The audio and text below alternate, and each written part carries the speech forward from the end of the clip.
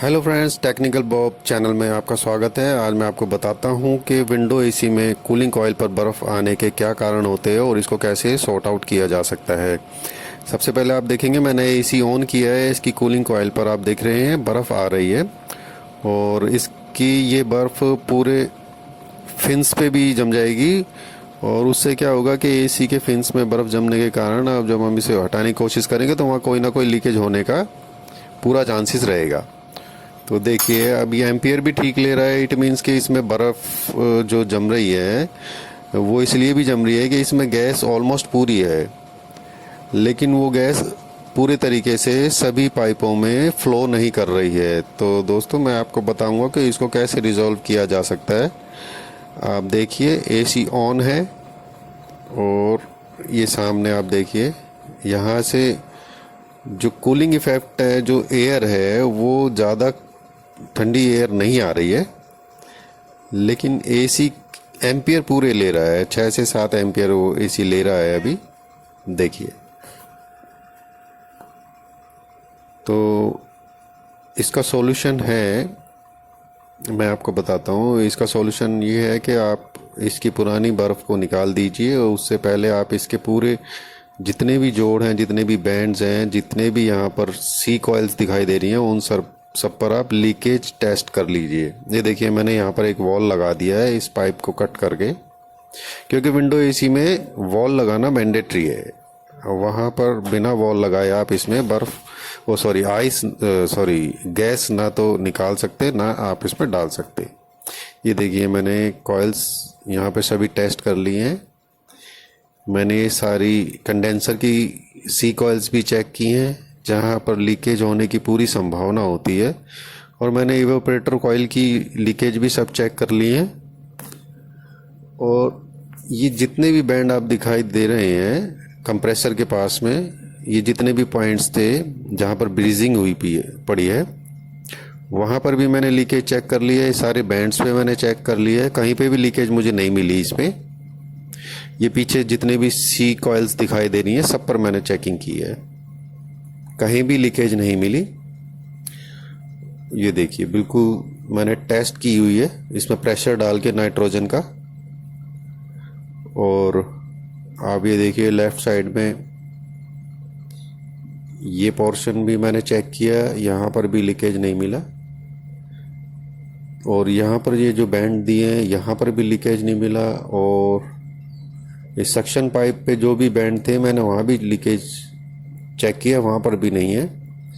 क्योंकि एक एसी में मुझे सी बैंड पे लीकेज मिली थी तो मैंने उसको सॉर्ट आउट किया था। मैंने वहाँ से वो सी कॉइल ही चेंज कर दी थी। अब ये देखिए मैंने यहाँ से कट किया, यहाँ पर ब्रीजिंग करके मैंने यहाँ पर एक पिन वॉल लगा दिया और यहीं से ही मैंने इसको वैक्यूम भी किया था। ये देखिए यहाँ भी एक पॉइंट था, यहाँ पर मुझे शक हुआ था तो मैंने अच्छी तरह यहाँ पर भी लीकेज टेस्ट की। मैंने इसमें 300 का नाइट्रोजन प्रेशर डाल के चेक किया था, यहाँ पर भी लीकेज नहीं मिला।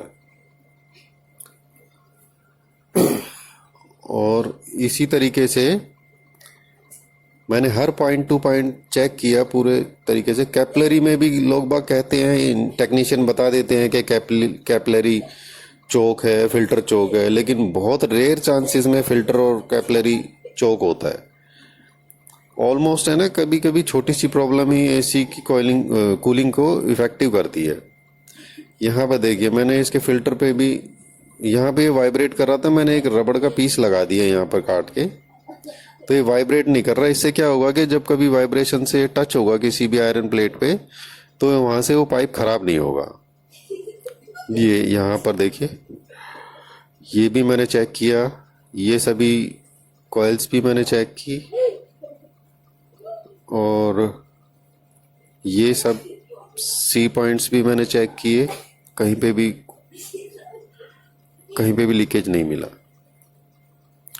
तो मैंने इसमें किया क्या है कि मैंने इसमें पूरा गैस निकाल के वैक्यूम किया। वैक्यूम करने के बाद इसमें एक बार फ्लैशिंग भी की फ्रेश गैस डाल के, और ओरिजिनल गैस फ्लोरॉन की R22 गैस इसमें मैंने फिल कर दी।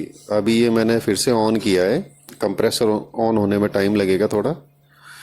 ऑलमोस्ट ये ऑन हो चुका है, देखिए अभी कंप्रेसर ऑन होने के बाद मैं इसकी कूलिंग इफेक्ट दिखाता हूँ।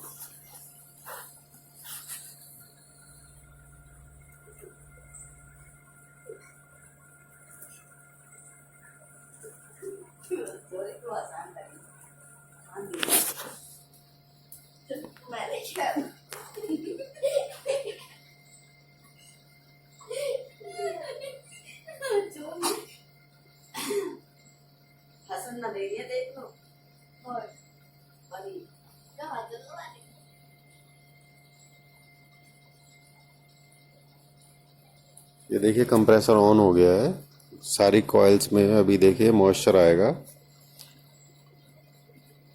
कूल एयर फ्लो बहुत अच्छा आ रहा है इसके अंदर, मैं आपको दिखाता हूँ। अभी एम्पियर लेना शुरू कर दिया है 6, 4.5 और 7.4। स्टार्टिंग में कम एम्पियर्स ज़्यादा लेता है क्योंकि नई गैस है। उसके बाद ये पर्टिकुलरली रेगुलर काम करेगा, एक पर्टिकुलर मोड पे जाके एम्पियर्स इसके रुक जाएंगे। उसमें ये शो करता रहेगा 6, 7, 7.4 इस तरीके से। ये देखिए यहाँ पर मॉइस्चर बनना शुरू हो गया है और इसी तरीके से सारे कॉइल्स पे आ जाएगा, क्योंकि फिर गैस का प्रेशर अच्छा हो जाएगा तो सारे कॉइल्स में मॉइस्चर आ जाएगा। कूलिंग बहुत अच्छी आ रही है अभी। इसको 2 से 3 मिनट हम ऑन रहने देते हैं। अभी देखते हैं, मैं आपको एम्पियर भी चेक कराता हूँ। ये 8 एम्पियर तक जाएगा, 8.4 तक, फिर उसके बाद स्टेबल हो जाएगा 7.4 तक। ये देखिए। तो दोस्तों कोई ज़्यादा बड़ा फॉल्ट नहीं होता है कि विंडो एसी में बर्फ़ आ रही है तो इसमें लीकेज होना ज़रूरी है। ज़रूरी नहीं है कि लीकेज हो। आपका एसी ज़्यादा पुराना हो जाता है तो कई बार गैस बर्न भी हो जाती है, क्योंकि कई बार है ना रेगुलर चलने से क्या होता है कि कुछ गैस में चेंजेस आते हैं, तो उसकी वजह से गैस फिर वो कम हो जाती है, प्रेशर, रनिंग प्रेशर भी कम हो जाता है। उसकी वजह से वो बर्फ़ जमना शुरू हो जाता है। ऑलमोस्ट जब आप इसमें मीटर गेज लगाएंगे तो आपका प्रेशर भी वो अच्छा वाला शो करता है, लेकिन कूलिंग इफेक्ट नहीं इतना अच्छा आ पाता। इसका एक ही सॉल्यूशन है कि आप पुरानी गैस को निकालिए, वैक्यूम कीजिए और उसमें नई गैस डाल दीजिए। अगर लीकेज आप चेक कर लेते हैं तो और भी अच्छा होता है, बट लीकेज 99% मिलती नहीं है कभी भी इस तरीके के फॉल्ट में। तो आप देखेंगे कंप्रेसर ऑन हो गया था स्टार्टिंग में। इसमें आप देख रहे हैं गैस वाइट हो गई हैं कुछ कॉइल्स, लेकिन रेगुलरली ये चलेगा, रन होगा तो फिर ये गैस, ये जो आइस है ये अपने आप रिजॉल्व हो जाएगी। ये देखिए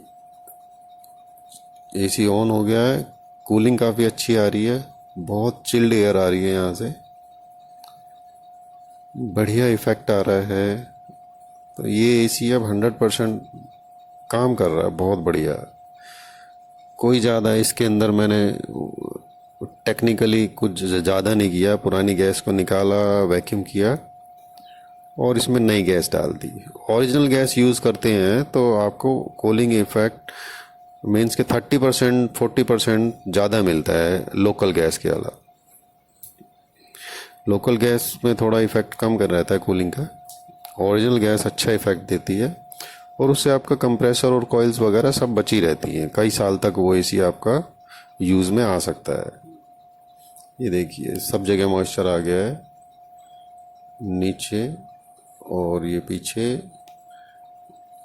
रिटर्न ट्यूब्स पे भी आ गया है मॉइस्चर। तो हम इसको देखते हैं, 3-4 मिनट और चला के देख लेते हैं। वैसे मैंने ये टेस्ट कर लिया था, बाकी जो मैंने काम इसमें किए थे मैं आपको नेक्स्ट वीडियो में दिखा पाऊँगा कि वैक्यूम कैसे किया। कोई एक एसी और है मेरे पास, मैं एक्चुअल में ये वीडियो जो बना रहा हूँ मैं अपने एसीओ पे बनाता हूँ मैं। ये देखिए इससे कस्टमर क्या है कि आसानी से समझ सकते हैं। टेक्नीशियन आकर अगर आपको ये बोले कि इसका कंप्रेसर का प्रेशर नहीं बन रहा, और इसका कंडेंसर ख़राब है, इसका ये ख़राब है, वो ख़राब है, तो आप उसको बड़े आसानी से बता सकते हैं कि भैया पुरानी गैस निकाल के नई गैस डाल दो, लीकेज चेक कर लो। प्रेशर अगर एज इट इज़ रहता है तो उसमें लीकेज होने के चांसेस बहुत ही कम होते हैं। तो ये देखिए बहुत बढ़िया आउटपुट आ रहा है इसका। रिटर्न आ गई है, मॉइस्चर सारी कॉइल्स पे आ गया है। तो दोस्तों, मेरी ये वीडियो अगर आपको अच्छी लगती है तो आप प्लीज़ मेरे चैनल को सब्सक्राइब कर दीजिए, लाइक कर दीजिए और इसको शेयर कर दीजिए। ऐसी ही अच्छी टेक्निकली वीडियोस मैं आपको बना के दूंगा। जय हिंद, जय भारत, नमस्कार।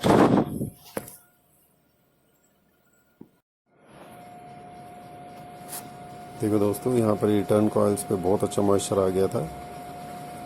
मैं एक बार फिर बता रहा हूँ, देखो यहाँ पर वाटर ड्रॉप्स आने शुरू हो जाएंगे।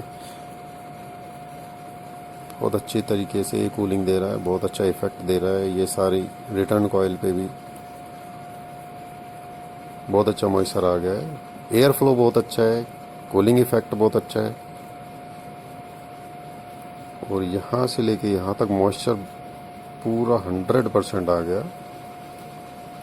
ये पाइप बिल्कुल चिल्ड हो गई है और एयर थ्रो बहुत अच्छा है। कूलिंग करीब करीब भी 12 या 11 डिग्री टेम्परेचर होगा। अगर मेरे पास एक्चुअल में मेरे पास थर्मामीटर है बट वो अभी यहाँ पर नहीं है, मैं आपको चेक करा था। कम से कम इसका 11 डिग्री सेल्सियस एयर थ्रो है, कूलिंग एयर थ्रो 100%। 11 से 12 डिग्री सेल्सियस होगा इसमें, क्योंकि मैंने विंडो एसी का जो भी रिपेयर किए हैं अपने घर के, मैंने उसमें चेक किया है थर्मामीटर से। ये देखो कितना बढ़िया मॉइस्चर आ रहा है। वाटर ड्रॉप्स बननी शुरू हो गई हैं, पूरी कॉइल्स इवोपरेटर कॉइल चिल्ड हो गई है। एयर फ्लो बहुत अच्छा आ रहा है। 5 से 6 मिनट 7 मिनट इसको चलते हुए हो गए हैं। ड्रॉप गिरनी शुरू हो गई है। बैक साइड वाली सारी कॉइल्स एकदम चिल्ड डाउन। ये इसके साइड में भी सब कुछ, सारी कॉइल्स में मॉइस्चर अच्छा आ गया। तो दोस्तों, ये सिंपल सा एक काम था जो मैंने इसमें करके देखा है और ये ठीक हो गया है। इसी मेरे पास ये रखा था काफ़ी दिन से, मैं इसको टाइम नहीं मिल पा रहा था वीडियो बनाने का। तो इस तरीके की मैं और भी वीडियोस किसी भी चीज़ पे बना के अपने चैनल पे डालता रहूँगा। आप मेरे चैनल को सब्सक्राइब कर दीजिए प्लीज़, रिक्वेस्ट है, और लाइक कीजिएगा, सब्सक्राइब कीजिएगा और शेयर भी कर दीजिएगा प्लीज़। ड्रोन से रिलेटेड और म्यूज़िक सिस्टम से रिलेटेड, एयर कंडीशनर से रिलेटेड, एयर कंडीशनर्स के जो भी फॉल्ट्स हैं मैं आपको बता दूंगा। इसमें कुछ वीडियोस मैं अभी विद इन अ 10 डेज मैं आपको बना के दूंगा। म्यूज़िक सिस्टम का जो महंगे से महंगे म्यूज़िक सिस्टम होते हैं, उसमें कई बार क्या होता है, जब हम ठीक कराने ले जाते हैं तो मिस्त्री लोग बोल देते हैं ये ठीक नहीं होगा, इसमें प्लेट चेंज होगा, सर्किट चेंज होगा। लेकिन कुछ माइनर से ही फॉल्ट होते हैं। आप यकीन मानेंगे, म्यूज़िक सिस्टम में वॉल्यूम बटन से भी फॉल्ट आ जाता है। कई बार साउंड पूरा नहीं दे पाता म्यूज़िक सिस्टम। इसी तरीके की वीडियोस मैं आपको बना के देता रहूँगा। आप मेरे चैनल को सब्सक्राइब कर दीजिए, लाइक कर दीजिए और शेयर कर दीजिए दोस्तों। और ड्रोन से रिलेटेड भी मैं आपको टेक्निकली बताऊँगा, ड्रोन कैसे चलाते हैं, ड्रोन का जो रिमोट है वो कैसे इस्तेमाल किया जा सकता है। ड्रोन आप कोई भी ख़रीदते हैं बच्चे के लिए या आप अपने यूज़ के लिए या आप वीडियो रिकॉर्डिंग के लिए ड्रोन ख़रीदते हैं, तो उससे रिलेटेड वीडियो भी मैं आपको बना के देता रहूँगा। तो दोस्तों, मेरे चैनल को सब्सक्राइब कर दीजिए प्लीज़ और एक बार लाइक कर दीजिए और इसको शेयर कर दीजिए। नमस्कार, जय हिंद, जय भारत।